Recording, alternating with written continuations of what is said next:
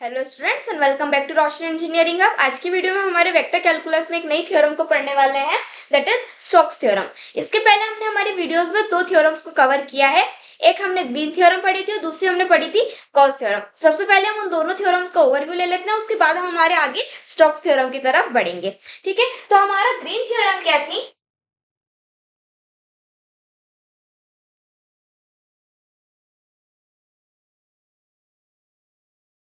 हमारी green theorem होती है वो बेसिकली होती है लाइन इंटीग्रल के लिए। ठीक है, जो क्या करती है, हमारे लाइन इंटीग्रल को एरिया इंटीग्रल में कन्वर्ट करती है। या हम कह सकते हैं कि हमारे जो लाइन इंटीग्रल होता है, अगर वो हमें सॉल्व करने में अगर थोड़ा सा डिफिकल्ट हो रहा है, मुश्किल हो रहा है, तो हम उसको एरिया इंटीग्रल में कन्वर्ट कर कर हमारा आंसर फाइंड कर सकते हैं। इसका जो फॉर्मूला होता है वो होता है integral P D X plus Q D Y is equals to double integral del q upon del x minus del p upon del y dx and dy। ठीक है, तो ये हमने हमारे ग्रीन थ्योरम में स्टडी करा था। ये क्या होता है? ये होता है हमारे पास में हमारा लाइन इंटीग्रल, और ये वाला जो पार्ट होता है ये होता है हमारा एरिया इंटीग्रल। ठीक है, तो ग्रीन थ्योरम में हमने यही देखा था कि हम हमारे लाइन इंटीग्रल को एरिया इंटीग्रल में कन्वर्ट कर कर आंसर फाइंड कर सकते हैं। दोनों का जो आंसर आएगा वो क्या आएगा? बराबर आएगा। ठीक है, ये होता है हमारा ग्रीन थ्योरम। अब हमारा जो गॉस थ्योरम होता है उसको भी देख लेते हैं। गॉस थ्योरम हमारा जो था वो था सरफेस इंटीग्रल के ऊपर। ठीक है, अब सरफेस इंटीग्रल में हम क्या करते हैं, जो हमारा सरफेस इंटीग्रल होता है उसको हम वॉल्यूम इंटीग्रल में कन्वर्ट कर सकते हैं। ठीक है, उसको भी हम देख लेते हैं। वो क्या था? Double integral F vector dot N cap ds s is equals to triple integral del dot F vector dv। ठीक है, ये था हमारे पास में हमारा गॉस थ्योरम का फॉर्मूला। इसमें हमारे पास में ये जो पार्ट था ये क्या था? Surface integral. तो ये था, ये क्या था हमारे पास में? Volume integral. वॉल्यूम इंटीग्रल यहाँ पर किस चीज का है? ये वाला जो formula del dot F vector, ये क्या होता है हमारे पास में? हमारा डाइवर्जेंस होता है। ठीक है, वॉल्यूम इंटीग्रल ऑफ डाइवर्जेंस।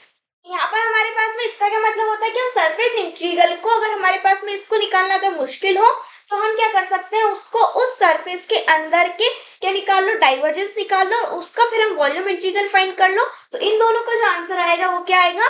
बराबर आएगा। ठीक है, ये अभी तक हमने हमारे दोनों थ्योरम को स्टडी करा था। अब आज हम स्टडी करने वाले हमारे स्टोक थ्योरम को।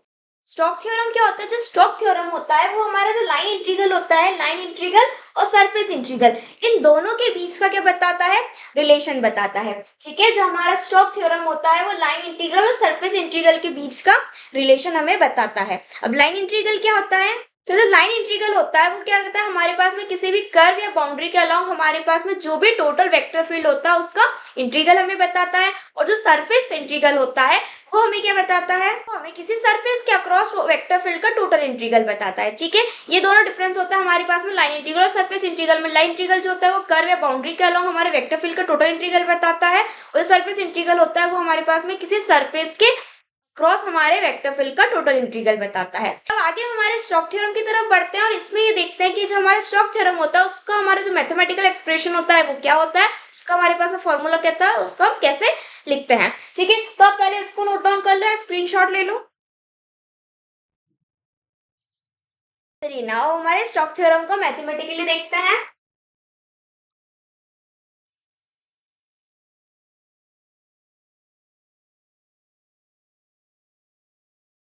Mathematical expression of Stokes theorem. देखो, C F vector dot D R vector is equals to double integral del cross f vector n cap ds।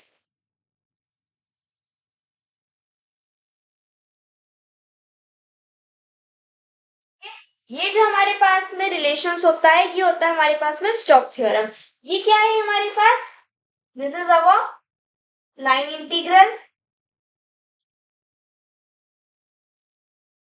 And this is our surface integral.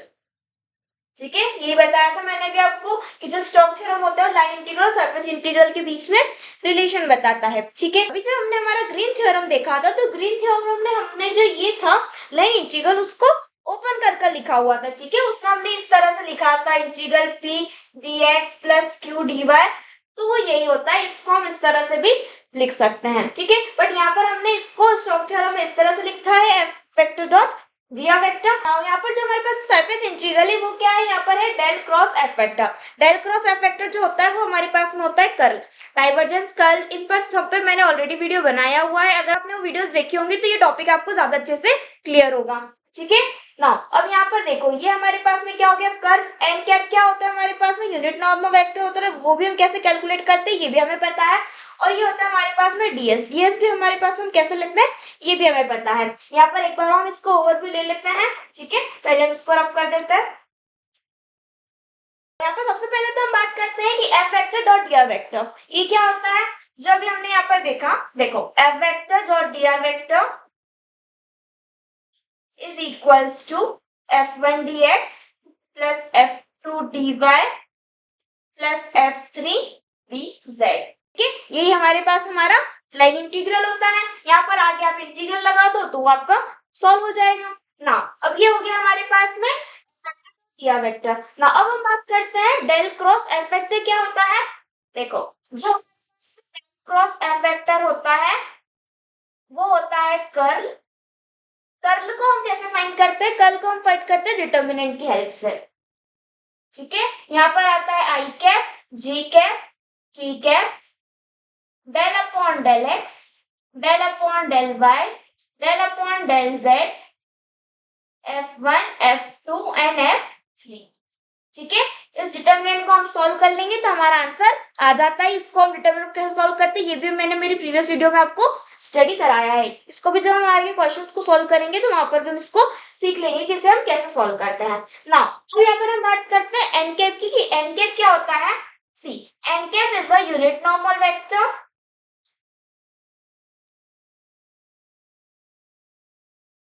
N cap को हम कैसे find करते हैं, इसे हम find करते हैं ग्रेडियंट की हेल्प से। ठीक है, ग्रेडियंट पर भी मैंने एक वीडियो बनाया, अगर आपने वीडियो नहीं देखा हो तो उसकी लिंक डिस्क्रिप्शन में वहां से आकर उसको देख सकते हैं।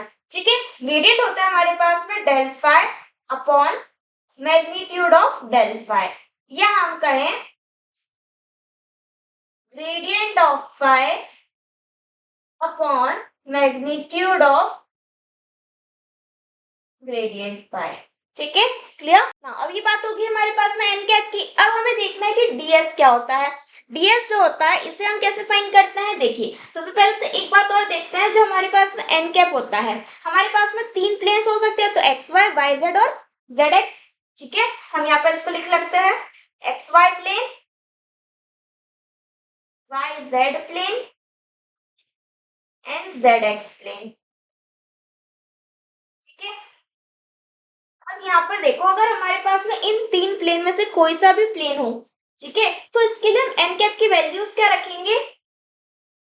अगर हमारे पास में एक्स वाई प्लेन अगर क्वेश्चन में मेंशन हो तो हमें एन कैप को कैलकुलेट करने की जरूरत नहीं है, हम डायरेक्टली एन कैप को लिख सकते हैं। वो कैसे लिखेंगे, देखो यहाँ पर एक्स वाई है, क्या नहीं है यहाँ पर जेड नहीं है। अब जेड किसका डायरेक्शन है हमारे पास में की कैप का, तो यहाँ पर हम इसको डायरेक्टली की कैप लिख सकते हैं। ठीक है ना, यहाँ पर वाई जेड है, क्या नहीं है एक्स नहीं है, एक्स का है आई कैप का ना। जेड एक्स है, यहाँ पर क्या नहीं है वाई नहीं है, वाई का है जी कैप का। तो अगर हमारे पास में इन तीनों में से कोई सा भी प्लेन हो तो हम उसके लिए बिना सॉल्व करे डायरेक्ट एन कैप की वैल्यू को लिख सकते हैं। ठीक है, क्लियर है इतना आपको ना। अब हम आगे बात करते हैं हमारे, ये एन कैप की हो गई। अब डीएस अगर हमारे पास में होता है ये भी हमने सीखा है, कहीं में सीखा था इसको, हमने सरफेस इंटीग्रल को स्टडी करा था तो मैंने उसमें आपको ये बताया था कि डीएस हम कैसे फाइंड करते हैं। इसको एक बार और देख लेते हैं। देखिए यहाँ पर स्पेस नहीं है, हम यहाँ पर लिख लेते हैं इसको। ठीक है, डीएस के लिए हम क्या करते हैं, फॉर डीएस अगर हमारा जो सरफेस है उस पर अगर प्रोजेक्शन हो रहा है एक्स वाई प्लेन से, ठीक है, अगर एक्स वाई प्लेन हो तब हमारा जो डीएस होता है वो क्या होता है, देखो यहाँ पर क्या एक्स वाई है तो यहाँ पर आएगा dx और dy, ठीक, क्लियर। और इसके अपॉन में क्या आएगा, magnitude of N cap dot, यहाँ पर क्या नहीं है, z नहीं है तो यहाँ पर k कैप आएगा, ठीक है। नाउ एक्स वाई हो गया, तो अगर हमारे पास में वाई जेड प्लेन है तब इसमें ds क्या होगा, वाई जेड है तो dy dz upon magnitude of N cap dot, क्या नहीं है यहाँ पर x नहीं है, ठीक है, तो यहाँ पर आई कैप आ जाएगा। नाउ जेड एक्स प्लेन अगर हमारे पास में होगा तो इसके लिए हमारे पास में ds क्या होता है, जेड एक्स है तो dz dx upon magnitude of N cap, y नहीं है, y के लिए क्या होता है g कैप, ठीक है। तो ये बात होती है हमारे पास हमारे ds की, ठीक है। यहाँ पर हमने हमारी सारी टर्म्स को समझ लिया एक बार और, देखो एक बार और देख ले, यहाँ पर हमारे पास में क्या होता है, ये F vector dot D vector जो कि लाइन इंटीग्रल होता है, इसको हम इस तरह से ओपन करते हैं, ठीक है। अब सरफेस इंटीग्रल में ये क्या होता है हमारा, डेल क्रॉस एफ वेक्टर जो होता है वो कर्ल होता है, उसको हम इस तरह से डिटरमिनेंट की हेल्प से यूज करते हैं। नाउ यहाँ पर डॉट एन कैप क्या होता है, वो होता है यूनिट नॉर्मल वेक्टर जिसको हम ग्रेडियंट की हेल्प से फाइंड करते हैं, ठीक है।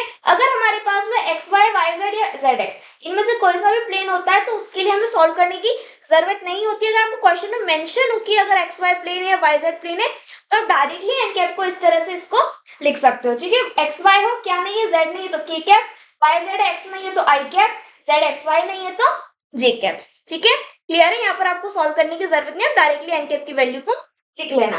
अब यहाँ पर डीएस है, डीएस के लिए क्या करते हैं, अगर एक्स वाई प्लेन हो तो हम उसको इस तरह से लिख लेते हैं, सॉल्व करेंगे, वाई जेड होगा तो इस तरह से सॉल्व करेंगे, जेड एक्स होगा तो इसको इस तरह से सॉल्व करेंगे, ठीक है। आप इसको नोट डाउन कर लो। बाकी तो चलिए अब हम हमारे क्वेश्चंस की तरफ बढ़ते हैं, क्वेश्चंस को सॉल्व करेंगे तो आपको ये सारे कंसेप्ट्स क्लियर हो जाएंगे, कैसे हम सारी वैल्यूज को रख रहे हैं, कैसे हम किस तरह से इसको सॉल्व करना है, ठीक है। चलिए हमारे फर्स्ट क्वेश्चन को देखते हैं। First question, use Stokes theorem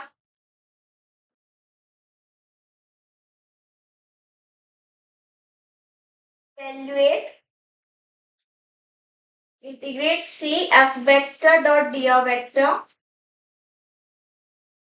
where f vector is equals to y I cap plus z g cap plus x k cap. C is the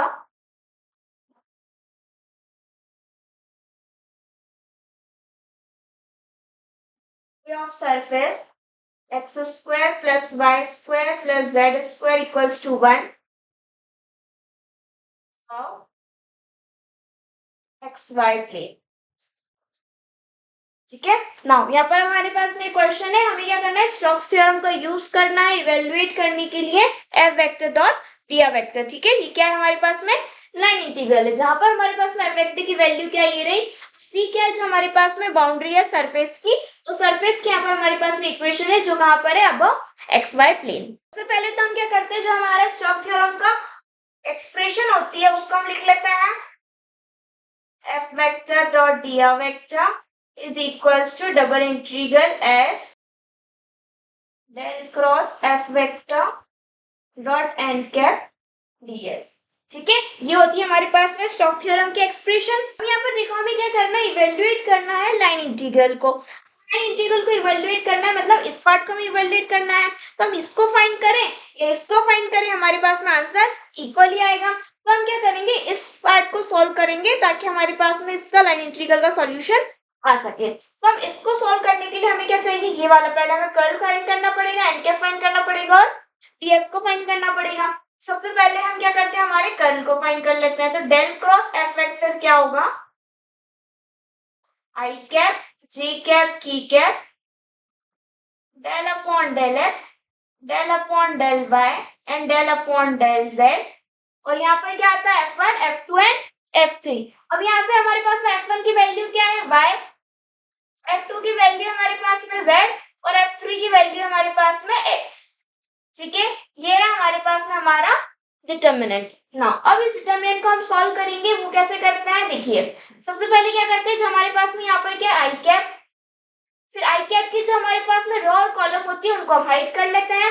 बचा क्या हमारे पास में ये, इसको हम किस तरह से सॉल्व करेंगे, ठीक है, इसको हाइड कर लेंगे तो del upon del Y into X minus del upon del Z into Z. Now minus J cap क्यों करते हैं, क्योंकि डिटरमिनेंट में हमारे पास में अल्टरनेट चलता है प्लस माइनस प्लस। यहाँ पर हमारे पास में माइनस जे कैप होगा, फिर जे कैप वाली रो को हाइड करेंगे तो ये वाली दो हमारे पास में मिलेंगे, तो इसको हम किस तरह से लिखेंगे, डेल अपॉन डेल एक्स, देखिए डेल अपॉन डेल एक्स, और इसको करेंगे तो ये X minus del upon del Z and Y plus K cap वाली को हाइड करेंगे तो ये क्या होगा, del upon del X of Z minus del upon del Y of Y. ठीक है, ये हमने हमारे डिटर्मिनेंट को सॉल्व करा। नाउ इसे हम आगे और फर्दर सिंपलीफाई करेंगे तो आई कैप। नाउ हमें y के रिस्पेक्ट में x को डिफरेंशिएट करना है, तो ये क्या हो जाएगा, x हमारे पास में कांस्टेंट होगा तो कांस्टेंट का क्या होता है, जीरो, तो ये टर्म हमारे पास में क्या आ जाएगी, जीरो। नाउ माइनस, अब z का हम z के रिस्पेक्ट में करेंगे तो 1 आएगा माइनस जे कैप, x का x के रिस्पेक्ट में करेंगे तो 1 माइनस z का y का हम z के रिस्पेक्ट में करेंगे तो 0 प्लस के कैप, z के x के रिस्पेक्ट में करेंगे तो अगेन 0 माइनस y का करेंगे तो दिस विल बी 1। ये क्या हो जाएगा हमारे पास में, देखो यहाँ पर अंदर मल्टीप्लाई होगा तो माइनस का आई कैप, ये हो जाएगा माइनस का J cap and this will be again minus K cap. ठीक है, तो हमारे पास में डेल क्रॉस एफ वेक्टर की वैल्यू आ गई minus I cap minus J cap and minus K cap. ठीक है ना, अब हमें क्या चाहिए, हमारा एन कैप की वैल्यू चाहिए। एन कैप हमारे पास में क्या होगा, देखिए यहाँ पर हमें क्या बोला है, अबव एक्स वाई प्लेन है। ठीक है, तो हम एन कैप की वैल्यू को डायरेक्ट लिख सकते हैं। एक्स वाई प्लेन है, यहाँ पर क्या नहीं है, जेड नहीं है, तो जेड के लिए हमारे पास में कौन सा डायरेक्शन होता है, ये के कैप का होता है।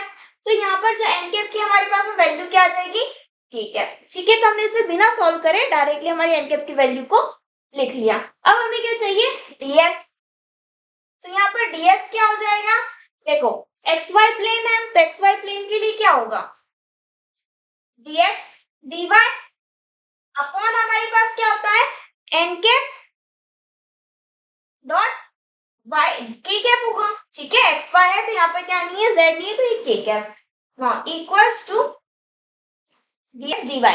ठीक है, अब यहाँ पर देखो एन कैप हमारे पास में ऑलरेडी के कैप है ना, के कैप डॉट के कैप हमारे पास में क्या होता है, के कैप डॉट के कैप हमारे पास में 1 होता है, तो ये 1 हो जाएगा, तो डीएस की वैल्यू हमारे पास क्या आ रही है, dx dy आ रही है। ठीक है, ये आ गया, ये आ गया, ये आ गया, तीनों की वैल्यू आ गई। हमें क्या करना है, इसको इंटीग्रेट करना है। सबसे पहले हम क्या करते हैं, इंटीग्रेट करने से पहले हम जो हमारे पास में इसका ग्राफ ड्रॉ कर लेते हैं। देखो अब इसका ग्राफ क्या होगा हमारे पास में, एक्स वाई प्लेन बोला है तो ये एक्स वाई प्लेन है। अब यहाँ पर देखो z हमारे पास में क्या हो जाएगा, 0 हो जाएगा, क्योंकि z हमारे पास में है ही नहीं, z हम ले ही नहीं रहे, एक्स वाई प्लेन पर ही फाइंड कर रहे हैं। तो यहाँ से हमारे पास में इक्वेशन क्या हो जाएगी, X square plus Y square equals to 1, जो कि हमारे पास में की इक्वेशन होती है, सर्कल की होती है। एक्स वाई प्लेन के अबव बोला है तो यहाँ पर हमारे पास में क्या हो जाएगा, एक सर्कल आ जाएगा। ठीक, क्लियर। इसके हमारे पास में इक्वेशन क्या हो जाएगी, X square plus Y square equals to 1। क्यों, z क्योंकि हमारे पास में क्या है, 0 हो जाएगा। ठीक है, क्योंकि एक्स वाई प्लेन की अगर हम बात कर रहे हैं ना, तो हमें क्या करना है, इसको इंटीग्रेट करना है। तो इंटीग्रेट करने के लिए हमें क्या करना होगा, सबसे पहले तो हमें इंटीग्रेट करने के लिए क्या चाहिए, लिमिट्स चाहिए। तो लिमिट्स भी हम फाइंड करते हैं, पहले तो हम लिमिट्स को लिख लेते हैं। तो हमारे पास में लिमिट्स क्या हो जाएंगी, लिमिट्स फाइंड करने से पहले एक बात और आप यहाँ पर ध्यान दीजिए, हमें क्या सीखा है कि जब भी हमारे पास में क्या हो, कोई भी एक कर्व शेप होता है तो उसका जब हम इंटीग्रेट करते हैं तो उसे हम कार्टेशियन कोऑर्डिनेट की जगह अगर हम पोलर कोऑर्डिनेट से अगर करें सॉल्व, तो जो हमारा इंटीग्रेशन होता है वो इजी हो जाता है। ठीक है, ये जब हमने हमारे डबल इंटीग्रल ट्रिपल इंटीग्रल को स्टडी करा था तो हमने ये बात को सीखा था। तो अब ये हमारे पास में क्या है, सर्कल है, तो सर्कल है तो अगर इसको हम हमारे पोलर कोऑर्डिनेट से अगर इसको सॉल्व करेंगे तो जो हमारा इंटीग्रेशन होगा वो इजी होगा। तो यहाँ पर हम क्या करते हैं, देखिए इसको हम कन्वर्ट करने के लिए क्या करते हैं, x को हम लिखते हैं r cos थीटा और y को लिखते हैं r sin थीटा। इस पर भी मैंने वीडियो बनाया, उसकी भी लिंक डिस्क्रिप्शन में, वहां से जाकर उसको देख सकते हैं। ठीक है, तो सबसे पहले हम क्या करेंगे, देखो लिमिट्स पहले हम बाद में लिखते हैं, पहले हम x और y की वैल्यूज को कन्वर्ट कर देते हैं, ठीक है। यूजिंग पोलर कोऑर्डिनेट्स, x क्या हो जाएगा r cos थीटा और y हो जाएगा हमारे पास में r sin थीटा नाउ, और dx dy हमारे पास में क्या हो जाएंगे r dr and d theta, ठीक है। इस तरह से ही होता है। नाउ यहाँ पर देखिए अब हमारे पास में लिमिट्स क्या हो जाएंगी, हमें काय की लिमिट चाहिए r की और थीटा की चाहिए। तो r हमारे पास में क्या होता है रेडियस होता है और थीटा हमारे पास में क्या होता है एंगल होता है। अब यहाँ पर देखो X square plus Y square equals to 1 हमारे पास में क्या होता है रेडियस होता है, तो यहाँ पर रेडियस हमारे पास में क्या हो गया 1 हो गया। रेडियस को हम क्या लिख सकते हैं, रेडियस हमारे पास में जैसे ये होगा, ठीक है। तो यहाँ से हमारे पास में ये रेडियस कितना होगा 1, तो ये हमारे पास में क्या हो जाएगा 0 से 1 होगा, ठीक है। तो r हमारे पास में क्या होगी लिमिट 0 to 1 की। थीटा हमें क्या चाहिए पूरे सर्कल के लिए चाहिए, तो क्या हो जाएगा 0 से 2 पाई, पूरा सर्कल के लिए एंगल कितना हो जाएगा 360 degree, that is 2 pi. This will B 0 to 2 पाई, ठीक है। क्लियर। अब हमने यहाँ पर हमारी लिमिट्स को ही फाइंड कर लिया। अब यहाँ पर हम इसको रख दो सारी वैल्यूज को, उसको इंटीग्रेट कर दो सिंपली। काम कीजिए पहले आप इतने पार्ट को नोट डाउन कर लो, फिर आगे हमारे इंटीग्रल को सॉल्व करते हैं, ठीक है। नाउ इसे हम सॉल्व करते हैं हमारे इस डबल इंटीग्रल को, तो ये क्या हो जाएगा double integral del cross L vector की वैल्यू ये रही हमारे पास में क्या थी minus I cap minus G cap minus K cap और डॉट एन कैप की वैल्यू हमारे पास में क्या आई थी के कैप और डीएस की जगह पर हमारे पास में क्या लिखेंगे अब R D R D theta. DS हमने क्या लिखा था डीएक्स और डीवाई आ रहा था, डीएक्स डीवाई को हमने क्या चेंज कर दिया R D R D theta के साथ में। तो डीएस की जगह पर हम लिख लेते हैं R D R and D theta. क्या करेंगे इसको मतलब मल्टीप्लाई करते हैं, यहाँ पर हम लिमिट को भी रख लेते हैं। देखो पहले यहाँ पर क्या है आर है, तो यहाँ पर हम r की लिमिट रख लेते हैं दैट इज 0 to 1, फिर थीटा है तो 0 to 2 पाई।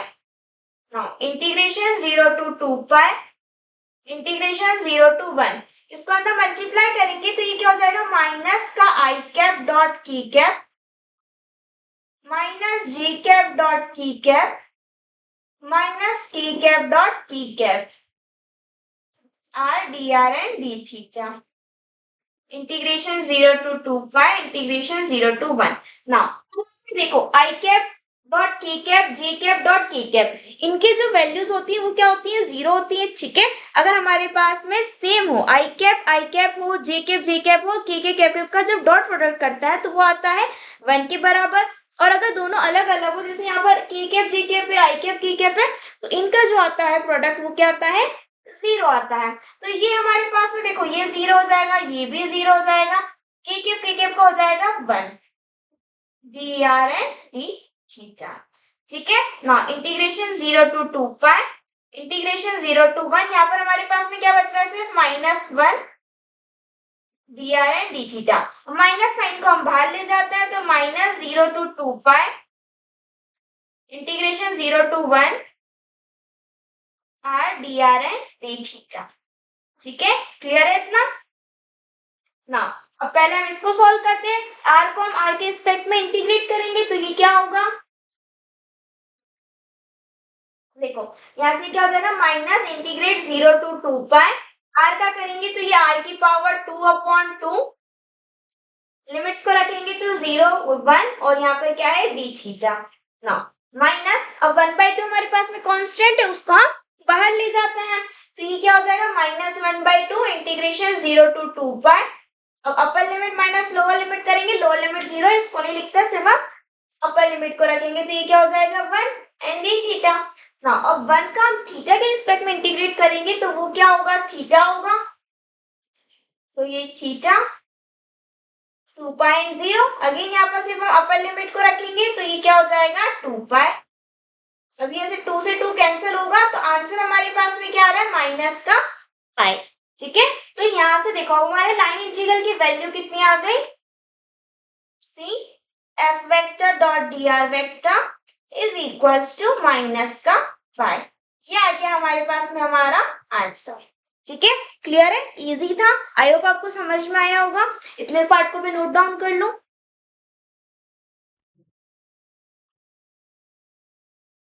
नेक्स्ट एग्जांपल देखते हैं।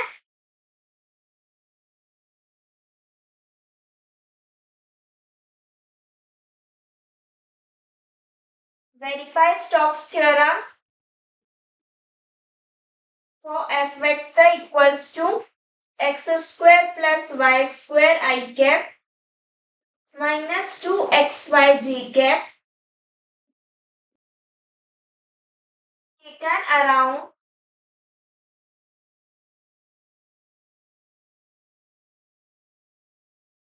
the rectangle bounded by x equals to plus minus a and y equals to 0 to y equals to b। ठीक है, नाउ यहाँ पर हमारे पास में नेक्स्ट क्वेश्चन क्या है, स्टोक्स थ्योरम को वेरीफाई करने के लिए। ठीक है, जिसके लिए हमारे पास में एफ वेक्टर की वैल्यू ये रही, जो एफ वेक्टर की वैल्यू है वो कहाँ है, taken around the rectangle, rectangle के लिए जो कि बाउंडेड है हमारे पास में, ये हमारे पास में x और y की इक्वेशंस दे रखी है। ठीक है, तो सबसे पहले हमारा काम क्या है, हम पहले हमारा जो फॉर्मूला होता है उसको लिख लेते हैं। F vector dot D vector is equals to double integral del cross F vector dot N cap and D S. तो ये हमारे पास में क्या होता है, स्टोक्स थ्योरम का हमारे पास में फॉर्मूला होता है। अब हमें क्या करना है, इसको वेरीफाई करना है। वेरीफाई करना है मतलब क्या करना है कि हमें इसकी वैल्यू फाइंड करना है, देन हमें इसकी वैल्यू को फाइंड करना है और फिर देखना है कि दोनों के जो एलएचएस इक्वल्स टू आरएचएस आ रहा है कि नहीं आ रहा है। अगर दोनों वैल्यूज इक्वल होंगी तब हम बोलेंगे कि जो हमारा स्टोक्स थ्योरम इज वेरीफाइड। ठीक है, सबसे पहले हम क्या करते हैं, जो हमारे पास में एलएचएस है उसको हम पहले सॉल्व कर लेते हैं, फिर आगे बाद हम हमारे आरएचएस को सॉल्व करेंगे। पहले आते हैं हमारे एलएचएस के ऊपर। तो ये हमारे पास में एलएचएस क्या होगा, देखो सबसे पहले तो हम क्या करते हैं, हम इसके लिए पहले हमारी ग्राफ को ड्रॉ करते हैं। ये क्या बोला है हमारे पास में, x equals to plus minus है और y equals to 0 to b है। ठीक है, तो ये देखो हमारे पास में जो हमारा ग्राफ होगा, ये रहा हमारे पास में हमारा एक्स वाई प्लेन।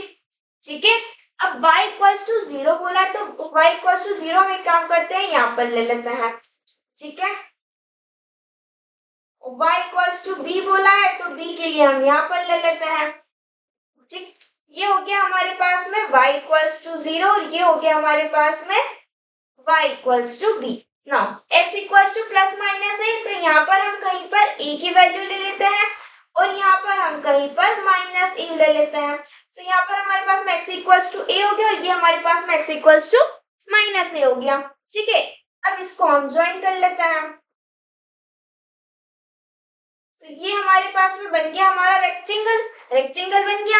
हाँ, पहले हम क्या करते हैं, पॉइंट्स को भी ले लेते हैं। तो ये वाला पॉइंट हमारे पास में क्या हो जाएगा, a कॉमा 0 हो जाएगा। ठीक है, और ये वाला पॉइंट हमारे पास में क्या हो जाएगा, a कॉमा b। ये वाला पॉइंट हमारे पास में हो जाएगा माइनस a कॉमा b और ये वाला पॉइंट होगा हमारे पास में माइनस a कॉमा 0। ठीक है, क्लियर है, ये चारों हमारे पास में क्या आ गए, हमारे कोऑर्डिनेट्स दोनों। ठीक है, क्लियर। अब हमें क्या करना है, देखो हमें लाइन इंटीग्रल फाइंड करना है। लाइन इंटीग्रल हमें क्या करना होगा, जो भी हमारे पास में टोटल बाउंड्री है, टोटल कर्व है, उसके लिए हमें हमारा लाइन इंटीग्रल फाइंड करना है। अब यहाँ पर हमारे पास में हर एक के लिए क्या है, अलग अलग लाइन इक्वेशंस हैं। तो हम क्या करेंगे, चार है हमारे पास में, चारों के लिए अलग अलग सेपरेटली इनको फाइंड करेंगे, चारों को ऐड कर देंगे। लास्ट वीडियो में मींस गॉस थ्योरम में भी इसको करा था। ठीक है, तो यहाँ पर हम क्या करते हैं, देखो इसको हम C1 ले लेते हैं, इसे हम C2 ले लेते हैं, इसे हम C3 ले लेते हैं और इसे हम C4 ले लेते हैं। ठीक है, तो C1 C2 C3 और C4 इन चारों को हम ऐड कर कर हमारे पास में टोटल C की वैल्यू आ जाएगी। तो ये हमारे पास में क्या हो जाएगा, देखो integral C1 F vector dot dr vector plus integral C2 F vector dot dr vector plus integration C4 F vector dot dr vector. ठीक है, क्लियर। अब हमें क्या करना है, सेपरेटली इन तीनों की चारों की वैल्यूज को फाइंड करना है। सबसे पहले हम क्या करते हैं, हमारे C1 के लिए फाइंड करते हैं, तो integration C1 F vector dot dr vector. पहले हम देखते हैं कि F vector dot dr vector क्या है हमारे पास में। ठीक है, सबसे पहले हम F vector dot dr vector निकाल लेते हैं। तो F vector dot dr vector क्या होगा, X square plus Y square I cap minus 2xy G cap, sorry यहाँ पर हमारे पास में क्या आएंगे dx और dy, this is dx and this is dy, ठीक है। ये हो गया हमारे पास में F vector dot D R vector की वैल्यू। अब इनके लिए हम इनको सॉल्व कर लेते हैं, तो integration c1 F vector dot D R vector, ये क्या होगा integration c1 X square plus Y square dx minus 2xy dy, ये हमारे पास में c1 है। c1 का है हमारे पास में ये रहा, ठीक है। यहाँ पर एक चीज देखो, यहाँ पर हमारे पास में y की वैल्यू क्या आ रही है, y की वैल्यू यहाँ पर क्या है हमारे पास में 0 है, ठीक है।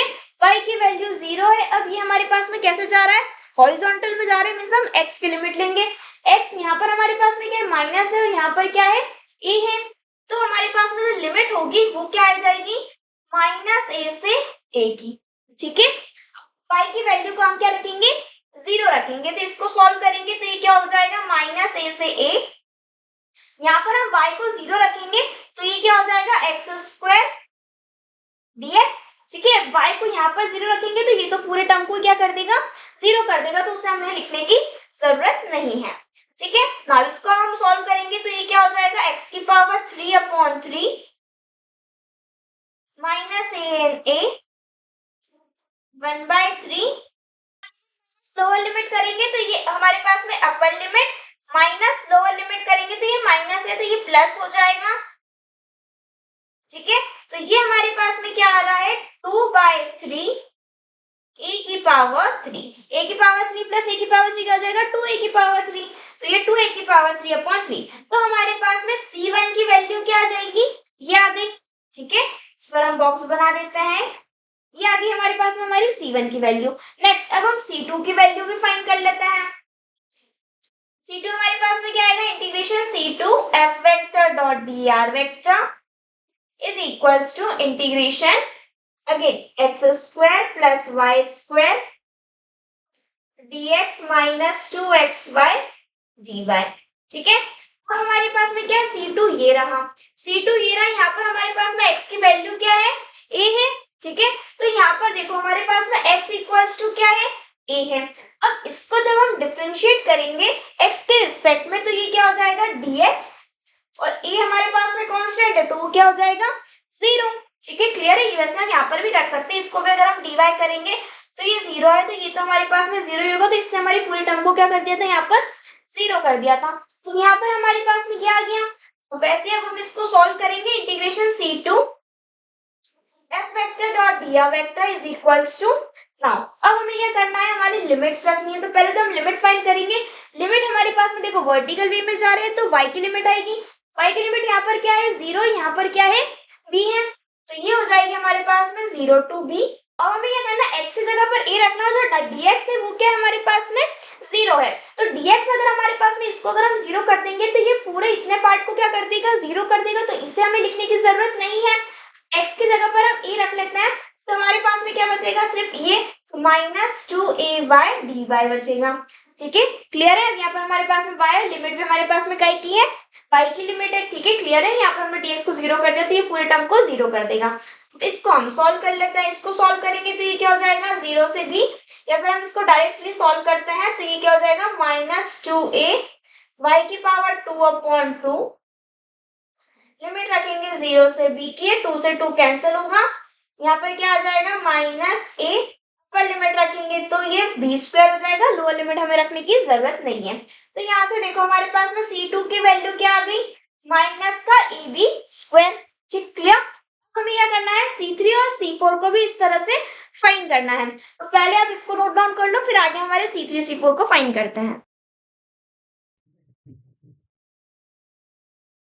Integration c3 f vector dot dr vector is equals to integration x square plus y square dx minus 2xy dy।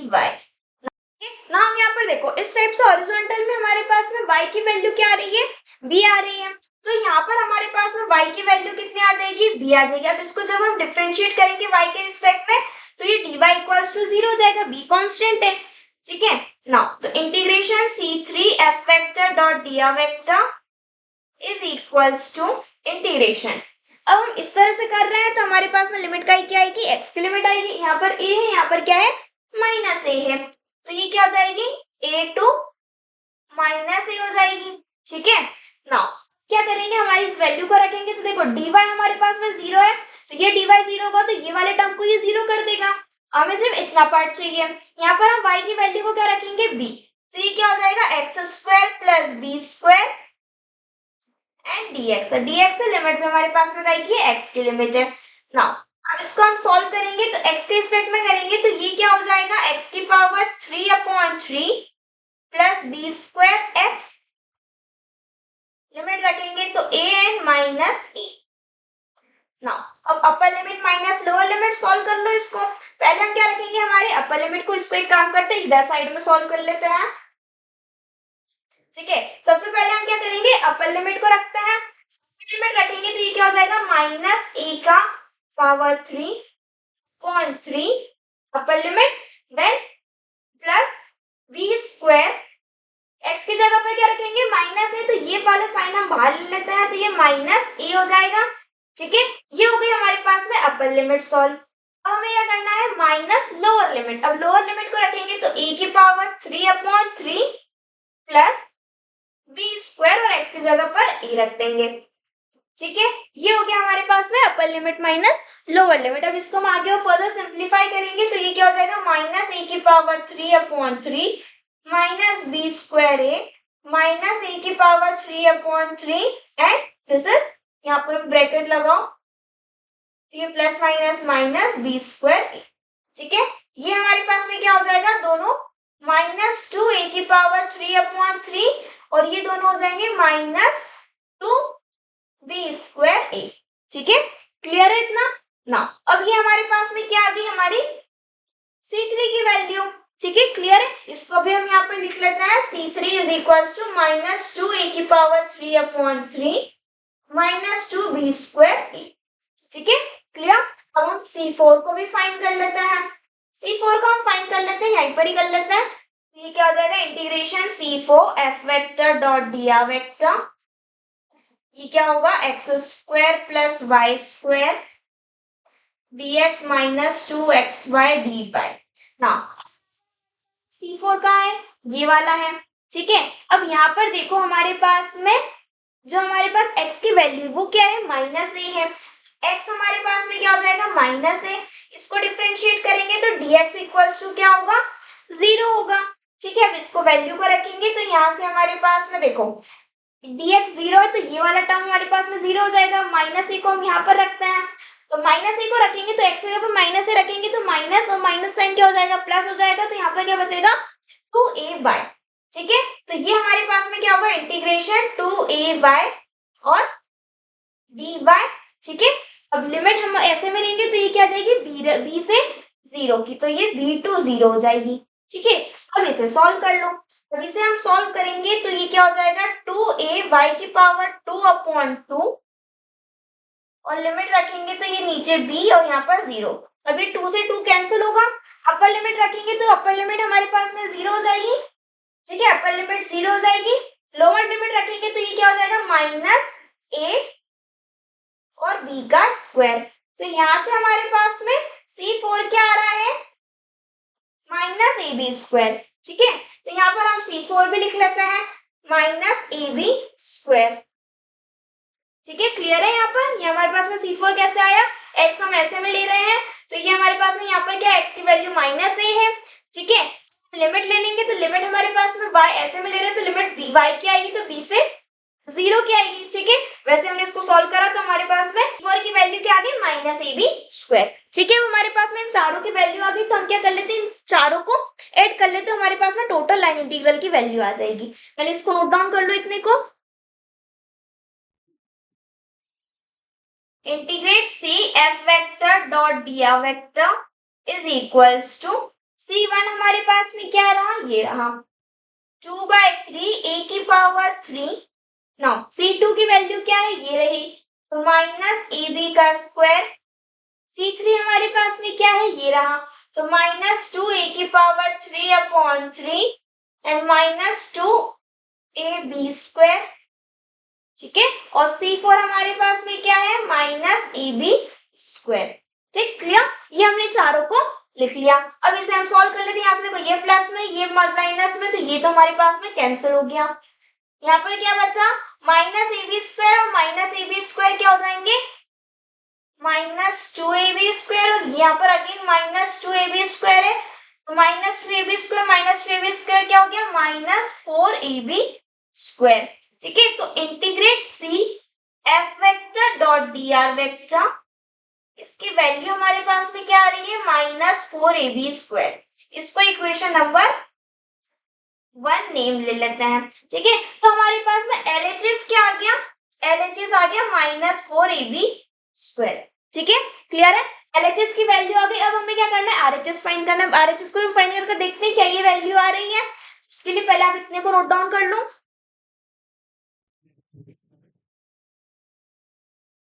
चलिए अब हम क्या करते हैं, हमारे RHS को फाइंड करते हैं। तो उसके लिए पहले हमें क्या करना होगा, पहले तो हम कर्ल को फाइंड करना होगा। वो क्या होगा, I cap G cap K cap del upon del X del upon del Y and del upon del Z. ठीक है, x1 की वैल्यू है x² प्लस y² और f2 की वैल्यू -2xy।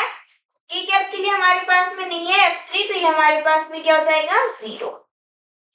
ठीक है, क्लियर है। अब इसे हम सॉल्व करते हैं। पहले हम क्या रखते हैं, हमारे आई कैप को। डायग्राम की जरूरत नहीं है, इसे हमें सिर्फ एलएचएस फाइंड करने के लिए यूज करना है, तो हम इसको भी यहाँ से रब कर देते हैं। अब यहाँ पर क्या करेंगे, आई कैप वाले को हम हाइड कर लेंगे। इसको सॉल्व करेंगे तो ये क्या हो जाएगा, del upon del Y of 0 minus del upon del Z of -2xy minus J cap को हाइड करेंगे तो ये क्या हो जाएगा, del upon del X of, इसको देखो जे कैप को हाइड करेंगे, del upon del X of 0 minus del upon del Z of x² plus y² plus K cap को हाइड करेंगे तो del upon del X of -2xy minus del upon del y of x² plus y²। ठीक है, clear है। अब इसे हम आगे और सॉल्व करते हैं। तो ये क्या हो जाएगा, देखिए आई कैप 0 करेंगे तो ये तो हमारे पास में 0 हो जाएगा। नाउ इसे हमें z के रिस्पेक्ट में डिफरेंशिएट करना है। यहाँ पर z की टर्म नहीं है तो ये क्या हो जाएगा, 0 होगा। माइनस जे कैप, ये हमारे पास में अगेन यहाँ पर 0 होगा। अब यहाँ पर भी हमारे पास में z की टर्म नहीं है तो ये भी हमारे पास में क्या हो जाएगा, 0 प्लस की कैप। अब हमें -2xy को x के रिस्पेक्ट में डिफरेंशिएट करना है, तो x हमारे पास में y हो जाएगा तो ये क्या बचेगा, -2y माइनस, अब हमें इसको y के रिस्पेक्ट में डिफरेंशिएट करना है, x² है y² है तो हमारे पास में आगे आ जाएगा 2y और ये हमारे पास में x क्या हो जाएगा, 0। तो यहाँ पर सिर्फ हमारे पास में क्या बचेगा, -2y। ठीक है, क्लियर ना। इसको हम सॉल्व करेंगे, ये 0 हो गया, ये 0 हो गया, ये क्या बचेगा, -4y। ठीक है, ठीक है, तो ये हमारे पास में कर्ल की वैल्यू आ गई -4y। ना अब हमें क्या चाहिए, एन कैप चाहिए। ठीक है, अब यहाँ पर देखो हमारे पास में क्या है, x दे रखा है प्लस माइनस a और y दे रखा है 0 से b। मींस ये हमने अभी जो हमारा डायग्राम ड्रॉ करा था वो काय में था, xy प्लेन में था। ठीक है, xy प्लेन में है, मींस हमारे पास में एन कैप की वैल्यू क्या होगी, की कैप होगी। ठीक है, और अगेन ds जो होगा वो क्या हो जाएगा हमारे पास में, dx dy हो जाएगा अपॉन एन कैप और डॉट की कैप करेंगे तो वो की कैप है, तो की कैप डॉट की कैप हमारे पास में क्या होगा, 1 होगा। तो ds की वैल्यू हमारे पास में आ गई। क्या करना है, इसे सिर्फ इंटीग्रेट करना है। ठीक है, तो हम इंटीग्रेट कर लेते हैं इसको, तो ये क्या हो जाएगा, डबल इंटीग्रल एफ वेक्टर, इसको क्या लिखेंगे, -4y की कैप डॉट एन कैप की वैल्यू आ गई हमारे पास में की कैप dx एंड dy। ठीक है, अब यहाँ पर इसको आप पहले सॉल्व कर लेते हैं, बाद में लिमिट रख लेंगे। कैप कैप को अंदर मल्टीप्लाई करेंगे तो की कैप को की कैप क्या हो जाएगा, 1 हो जाएगा, तो माइनस का 4y बचेगा यहाँ पर। ठीक है ना, अब यहाँ पर देखो हम इसको क्या कर लेते हैं, इन दोनों का ऑर्डर चेंज कर लेते हैं। ऑर्डर चेंज कर लेते हैं, अंदर क्या y तो हमारे पास पहले y को इंटीग्रेट करना इजी होगा, तो हम यहाँ पर dy dx कर लेते हैं। ठीक है, उससे कोई प्रॉब्लम नहीं है ना। अब y की लिमिट हम पहले रखेंगे, y की लिमिट हमारे पास में क्या है, 0 से b की, तो ये हो जाएगी 0 to b x की लिमिट क्या हमारे पास में प्लस माइनस a, तो this will be minus a to a। इसे हम सॉल्व कर लेते हैं। तो ये क्या होगा, integration minus a minus 4y की पावर 2/2, लिमिट रखेंगे 0 एंड b dx, ये कटेगा 1 एंड दिस इज 2। नाउ आगे इसको और आगे सिंप्लीफाई करेंगे तो इंटीग्रेशन माइनस a से a, ये क्या हो जाएगा minus 2y square 0 and b dx। ठीक है, अपर लिमिट माइनस लोअर लिमिट को सॉल्व करते हैं हम। तो इंटीग्रेशन माइनस a, सबसे पहले क्या करेंगे, हमारे अपर लिमिट को रखेंगे, तो अपर लिमिट रखेंगे तो माइनस 2b स्क्वायर हो जाएगा, लोअर लिमिट रखने की जरूरत नहीं है, वो क्या है 0 है। अब माइनस 2 हमारे पास में कांस्टेंट है, या फिर हम क्या है कि माइनस 2ab स्क्वायर पूरा ही हमारे पास में कांस्टेंट है, तो पूरे को ही क्या ले लेते हैं, बाहर ले लेते हैं। ठीक है, अंदर क्या बचेगा, 1 बचेगा, 1 बचेगा। 1 का हमारे पास में इंटीग्रेशन क्या होता है, x के रिस्पेक्ट में x होता है, this is a and minus का a। अब इससे हम आगे और सॉल्व करेंगे, तो ये क्या हो जाएगा minus 2b square a, upper limit minus lower limit, तो ये प्लस a हो जाएगा, माइनस 2b स्क्वायर इंटू 2 है, दिस इज 2 2 जा 4 a b स्क्वायर। ठीक है, तो ये भी हमारे पास में क्या आ रहा है, आरएचएस भी माइनस का 4ab स्क्वायर, और जो हमारा एलएचएस आ रहा था वो भी क्या आ रहा था माइनस 4ab स्क्वायर। ठीक है, तो ये हमारे पास में क्या आया है, double integral del cross F vector dot N cap DS की वैल्यू कितनी आ रही है, माइनस 4ab स्क्वायर आ रही है। ठीक है, तो हमारे पास में LHS is equals to RHS आ गया, हेंस स्टोक्स थ्योरम वेरीफाइड। ठीक है, लेंथी है थोड़ा सा बट बहुत इजी है, आप इसको स्टेप बाय स्टेप सॉल्व करते जाएंगे, आपका आंसर इजीली आएगा, इजीली आपका ये सॉल्व हो जाएगा। इसको नोट डाउन कर लो। नाउ अब हम एक एग्जांपल को सॉल्व कर लेते हैं, जिसमें हम क्या करते हैं, एन कैप की वैल्यू को सॉल्व करके देख लेते हैं कि उसे हम कैसे फाइंड करते हैं। अभी तक हमने क्वेश्चंस को सॉल्व करे, उसमें हमने डायरेक्टली एन कैप की वैल्यूज को रखे, तो एक क्वेश्चन ऐसा भी ले लेते हैं जिसमें हमारे पास में एन कैप की वैल्यू को हमें सॉल्व करना पड़े। ठीक है, question apply Stokes theorem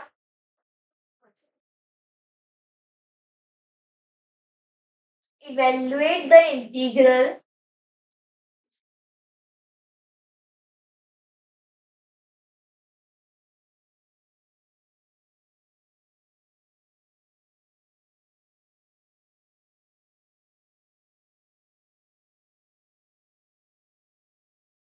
where C is the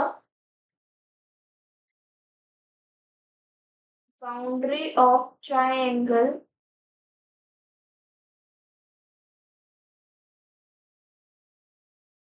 vertices 2 0 0 0 3 0 and 0 0 6।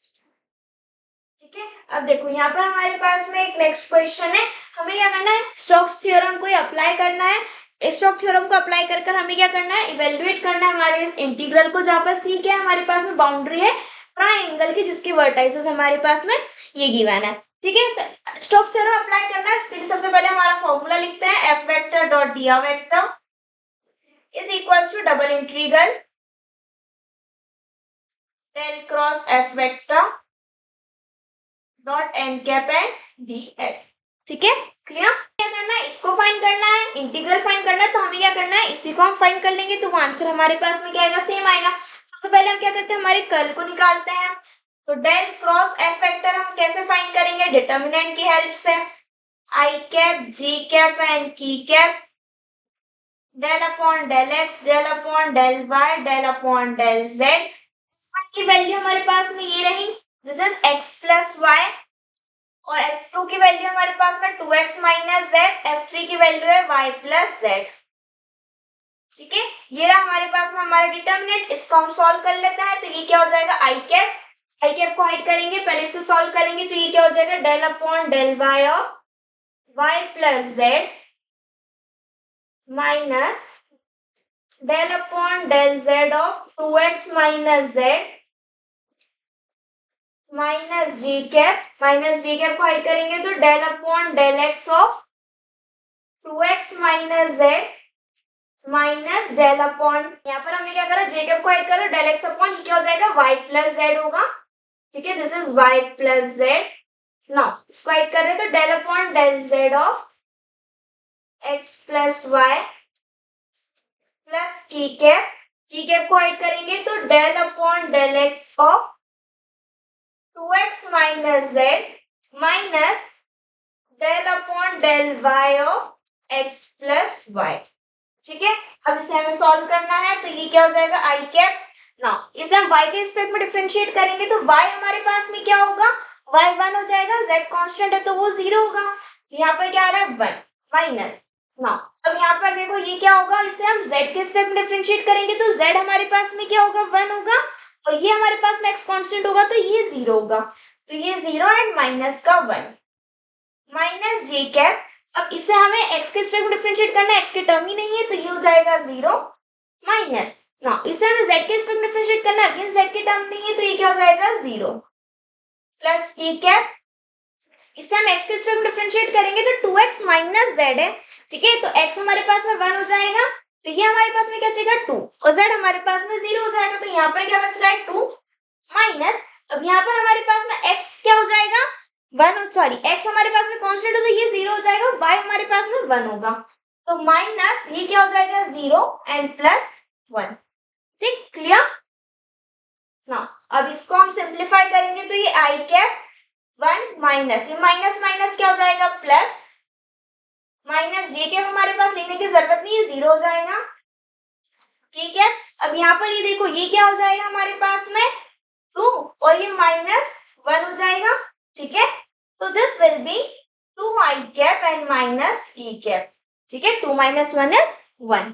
ठीक है, तो ये हमारे पास में हमारा कर्ल आ गया, तो सॉरी यहाँ पर हमारे पास में k के साथ में प्लस है ना, तो ये हमारे पास में प्लस होगा, this is also a plus. ठीक है, तो हमारे पास में ये हमारा कर्ल आ गया। अब हमें क्या चाहिए, नेक्स्ट हमें एन कैप की वैल्यू चाहिए। एन कैप हमारे पास में क्या होगा, यहाँ पर देखो हमारे पास में कहीं पर भी प्लेन नहीं गिवन है, हमारे पास में कौन सा प्लेन हमें लेना है, एक्स वाई लेना है, वाई जेड लेना है, जेड एक्स लेना है, तो हम क्या करेंगे, हमारे पास में यहाँ पर कोई इक्वेशन भी नहीं दे रखी है कि किस इक्वेशन पे हमारे पास में बाउंडेड है, पर हमारे पास क्या गिवन है, ट्राइंगल की वर्टाइसेस गिवन है, तो हम क्या करेंगे, ट्राइंगल की जो वर्टाइसेस है उससे हम हमारी इक्वेशन को बनाएंगे। ठीक है, देखो एन कैप जो हमारे पास में क्या होता है, वो होता है gradient upon magnitude of gradient del phi upon magnitude of del phi, but यहाँ पर हमारे पास में फाई की वैल्यू नहीं है ना। ठीक है, वाई फाई की इक्वेशन नहीं, तो हम क्या करेंगे, इस वर्टाइसेस से फाई की इक्वेशन को पहले बनाएंगे। ठीक है, सबसे पहले हम क्या करते हैं, इसको ड्रॉ कर लेते हैं, तो ये हमारे पास में क्या हो जाएगी, वाई एक्सिस, ये हमारे पास में एक्स एक्सिस, और ये हमारे पास में हो जाएगी हमारी जेड एक्सिस। ना पॉइंट क्या है यहाँ पर 2, तो यहाँ पर x पर हमारे पास में यहाँ पर हम कहीं 2 ले लेते हैं, तो ये पॉइंट हो जाएगा 2,0,0, y के लिए हमारे पास में ये रहा, तो ये हमारे पास में कहीं यहाँ पर हम 3 ले लेते हैं, तो ये हो जाएगा 0,3,0, और ये हमारे पास में 6 है, तो यहाँ पर हम पॉइंट ले लेते हैं 0,0,6। इनको अब हम ज्वाइन कर लेते हैं। ठीक है, ये आ गया हमारे पास में, हमारा डायग्राम आ गया। अब हमें क्या करना है, इसको सॉल्व करना है। यहाँ पर हम इसको नेम भी ले लेते हैं, ए बी एंड सी। हमें क्या चाहिए, इसकी हमारे पास हमें इक्वेशन चाहिए। सबसे पहले क्या देखते हैं, देखो ये डिस्टेंस हमारे पास में कितना है 2 है, ये वाला डिस्टेंस हमारे पास में 3 और ये वाला डिस्टेंस हमारे पास में कितना है 6 है। अब इक्वेशन क्या होगी, देखो equation of a b c, equation find करने के लिए हम क्या करते हैं, x upon a plus y upon b plus z upon c is equals to 1, इसको हम यूज करते हैं। ठीक है, तो इससे हमारे पास में इक्वेशन क्या बन जाएगी, x, a के लिए हम क्या लेंगे 2 को ले लेंगे, प्लस y अपॉन b को हम क्या लेंगे 3 ले लेंगे, z को हम क्या लेंगे c ले लेंगे, तो दिस इज 6। अब यहाँ पर हमने इस टाइप की जो इक्वेशन है इसको हमने पहले भी हमारी वीडियोस में यूज करा है। अगर आप पहले की वीडियोस को आप देख रहे हैं कंटिन्यूअसली तो आपको ये समझ में आ गया होगा यहाँ पर हमने क्या करा है, माइनस का 1। ठीक है, तो ये हो गई हमारे पास में हमारी इक्वेशन मिल गई, मीन्स यहाँ पर हमारे पास में क्या आ गया, फाई की वैल्यू आ गई। तो अब हम क्या कर सकते हैं, हमारे एन कैप को फाइंड कर सकते हैं। ठीक है।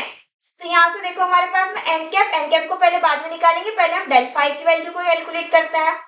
डेल फाई हमारे पास में क्या होता है, I cap del phi upon del X plus ji cap del phi upon del Y plus K cap del phi upon del Z. ठीक है, ग्रेडियंट में हमने इसको पढ़ा था, तो डेल फाई को हम इस तरह से लिखते हैं ना, इसे हम सॉल्व करते हैं।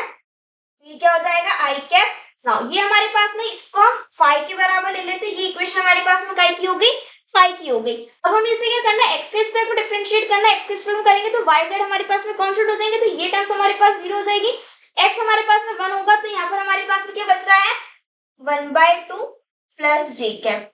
अब फाई को वाई के स्क्वायर में करेंगे तो यहाँ से हमारे पास क्या बच रहा है 1/3 प्लस की कैप। अब यहाँ पर हम z के स्क्वायर में करेंगे तो यहाँ से बच रहा है हमारे पास में 1/6। इसको हम इस तरह से लिख लेते हैं, आई कैप अपॉन 2 प्लस जी cap upon 3 plus K cap upon 6। ये आ गई हमारे पास में डेल फाई की वैल्यू। वैसे हम क्या करते हैं, मैग्नीट्यूड ऑफ डेल फाई की वैल्यू को भी निकाल लेते हैं। तो मैग्नीट्यूड ऑफ डेल फाई हमारे पास में क्या होगा, मैग्नीट्यूड के लिए हम क्या करते हैं, अंडर रूट इनके जो हमारे पास है मैग्नीट्यूड जो साथ में है आई कैप जे कैप के, उनके साथ क्या कर लेते हैं, स्क्वायर को कर कर ऐड कर लेते हैं। 1/2 का स्क्वायर प्लस 1/3 का स्क्वायर प्लस 1/6 का स्क्वायर। ठीक है, ये क्या होगा, देखो इसको और फाइंड करेंगे तो ये क्या हो जाएगा 1/4 प्लस 1/9 प्लस 1/36। ठीक है, अब इनका हम जब एलसीएम लेंगे तो इनका जो एलसीएम आएगा वो क्या आएगा हमारे पास में 36 आएगा, 4 यहाँ पर क्या आ जाएगा 9 प्लस 4 प्लस 1। ठीक है, और 9 प्लस 1 इज 10, दिस इज 14, तो रूट 14 अपॉन 36 का रूट क्या हो जाएगा हमारे पास में 6 हो जाएगा। तो यहाँ पर हमारे पास मैग्नीट्यूड की वैल्यू क्या आ गई रूट 14 अपॉन 6। ठीक है, क्लियर है इतना। अब दोनों की हेल्प से हम क्या कर सकते हैं, हमारे एन कैप की वैल्यू को निकाल सकते हैं। तो पहले आप इतने पार्ट को नोट डाउन कर लो, फिर आगे हमारे एन कैप को निकालते हैं।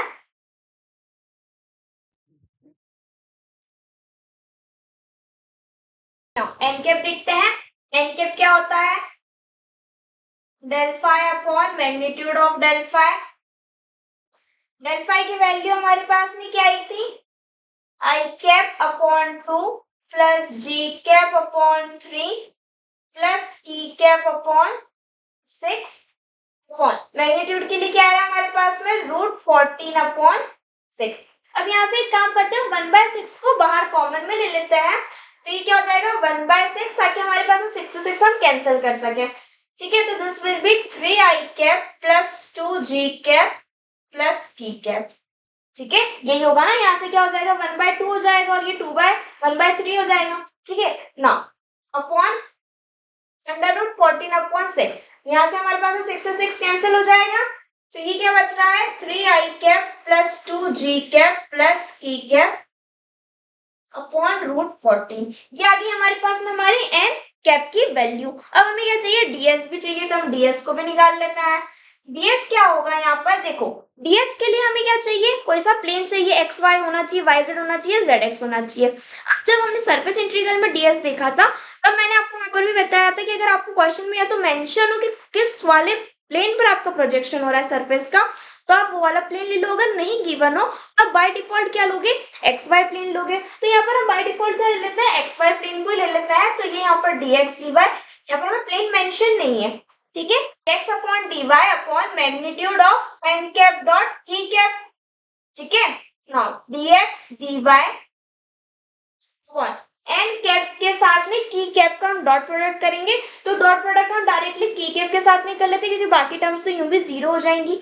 यहाँ पर क्या है, की कैप के साथ में 1 है, तो 1 का करेंगे तो यहाँ पर हमारे पास में क्या आ जाएगा 1 अपॉन रूट 14 आ जाएगा। ठीक है, वहां पर 1 है, ये दोनों 0 हो जाएंगे, तो 1 अपॉन रूट 14 हो जाएगा। इसको हम एक काम करते हैं, ऊपर ले जाते हैं, तो ये क्या हो जाएगा रूट 14 dx एंड dy। ठीक है, क्लियर। हमारे पास में क्या देखो, यहाँ पे कल की वैल्यू आ गई, एन कैप की वैल्यू आ गई, डीएस की वैल्यू आ गई। अब क्या कर सकते हैं, हमारा इंटीग्रल को सॉल्व कर सकते हैं। तो हमारे पास में इंटीग्रल क्या होगा, पहले हमारे पास में कल लिखेंगे, तो ये क्या हो जाएगा 2i cap plus K cap N cap की वैल्यू हो गई हमारे पास में 3i cap plus 2g cap plus k cap upon √14 और dx की वैल्यू हो गई √14 dx एंड dy। अब यहाँ से देखो √14 कैंसिल हो गया। पहले इनको हम सॉल्व कर लेते हैं, तो इंटीग्रल इसको करेंगे तो ये क्या हो जाएगा, देखो डॉट प्रोडक्ट करते हैं तो जो आई कैप के साथ वाले होते हैं उनको लिख लेते हैं, तो 2 इंटू 3 प्लस के कैप 0, यहाँ पर जे कैप है ही नहीं तो यहाँ पर 0 इंटू 2 प्लस के कैप के लिए 1 into 1 dx and dy। Integration 3 2 is 6 plus 0 plus 2 sorry 1 1 is 1 तो 1 dx and dy double integral 7 dx and dy। अब यहाँ पर देखो इसे हम कैसे सॉल्व करेंगे।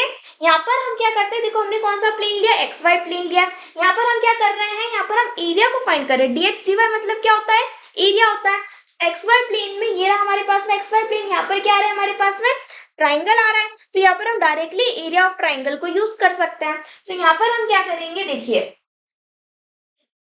यहाँ पर हम क्या करेंगे, इसको डबल इंटीग्रल या फिर डबल इंटीग्रल हटाओ तो हमें इंटीग्रेशन करने की जरूरत ही नहीं है, हम यहाँ पर इसको हम डायरेक्टली लिख सकते हैं। तो यहाँ पर हम क्या लिखेंगे, 7 dx dy हमारे पास में एरिया होता है। एक्स वाई प्लेन के लिए हमारे पास में शेप कौन सा आ रहा है, ट्राइंगल का आ रहा है, तो हम इसमें इनटू एरिया ऑफ ट्राइंगल कर दो।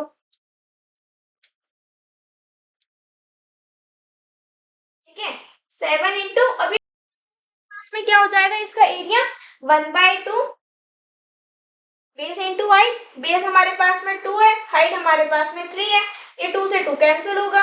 7 इंटू 3 इज 21।